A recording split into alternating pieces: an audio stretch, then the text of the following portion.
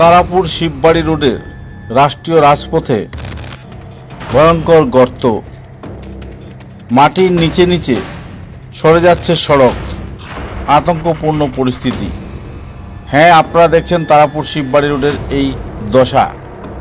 দেখতে পাচ্ছেন প্রায় হাজার খানেক মানুষ বন্যার পরিস্থিতি দেখার জন্য তারাপুর শিববাড়ি রোডে ভিড় করছেন এবং বন্যা নিয়ন্ত্রণ বিভাগের তৎপরতায় এলাকায় বালি বস্তার মধ্যে ভরে বিভিন্ন জায়গায় বিছানো হচ্ছে এবং নদীর জলকে আটকানোর চেষ্টা করা হচ্ছে। কিন্তু দর্শক শ্রোতারা বলে রাখি, এই নদীর জল আটকানো খুবই কঠিন, কারণ এর আগে যে জায়গাগুলোতে তারা বস্তা দিয়ে জল আটকাচ্ছেন সেই জায়গায় বালি এবং নুড়ি দিয়ে ভর্তি করা হয়েছিল, যার ফলে জল যে কোনো অবস্থায় সমগ্র বাঁধটাকে নিয়ে যেতে পারে।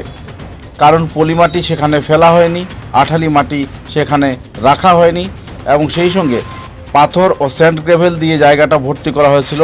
এবং আপনারা জানেন, জল স্যান্ড গ্রেভেল এবং পাথরের মিশ্রণকে নিমিষেই নরম করে দেয়। তাই এই বিপত্তি ঘটছে এবং তারাপুর শিববাড়ি রোডের বিভিন্ন জায়গায় গর্ত ধীরে ধীরে বাড়ছে। তার উপর দিয়ে যাচ্ছে যানবাহন, সাধারণ নাগরিক, মোটরসাইকেল, ছোট গাড়ি এবং টুকটুকি সহ অন্যান্য বাহন।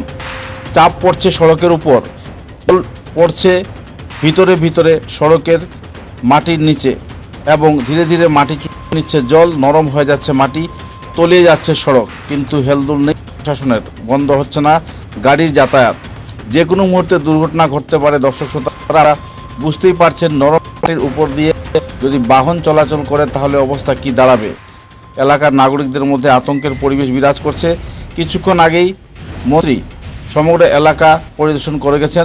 পরিদর্শন করে বন্যা বিভাগের মন্ত্রী পীযূষ হাজারিকা যে উনি সবসময় সবার পাশে আছেন এবং সব ধরনের সহযোগিতা করবেন। কিন্তু এখন প্রশ্ন দাঁড়াচ্ছে, বর্তমান যে পরিস্থিতি, স্পর্শকাতর পরিস্থিতি দায়ীকে বিগত 2 বছর ধরে এখানে কেন সংস্কার কার্য সঠিকভাবে হলো না? বর্তমানে যুদ্ধকালীন তৎপরতায় বালিদির বস্তা দিয়ে জল আটকানোর ব্যবস্থা করা হলেও সেটা কতক্ষণ টিকসই থাকবে?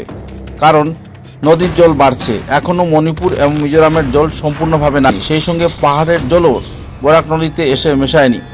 সব মিলিয়ে আতঙ্কপূর্ণ পরিবেশে কাটাচ্ছেন এলাকার নাগরিকেরা। এদিকে বন্যা পরিস্থিতি খতিয়ে দেখতে প্রশাসনের কর্মকর্তারা চোখ খাড়ান শান্তি প্রক্রিয়ার জন্য, কিন্তু দর্শক শ্রোতাদের অভাব নেই। কারণ গান্ধী মেলা প্রদর্শনীর মতো এখানে ভিড় জমাচ্ছেন সবাই আনন্দ ফুর্তিতে বন্যার পরিস্থিতি দেখার জন্য। কিন্তু এলাকাবাসীর মনে আতঙ্কের ছায়া, যে কোনো সময় ধসে যেতে পারে সেই। তাই অতি সত্বর উপযুক্ত ব্যবস্থা গ্রহণ সহ এলাকায় মাটি ফেলে বাঁধকে আরও সংস্কার করার দাবি জানাচ্ছেন এলাকার নাগরিক।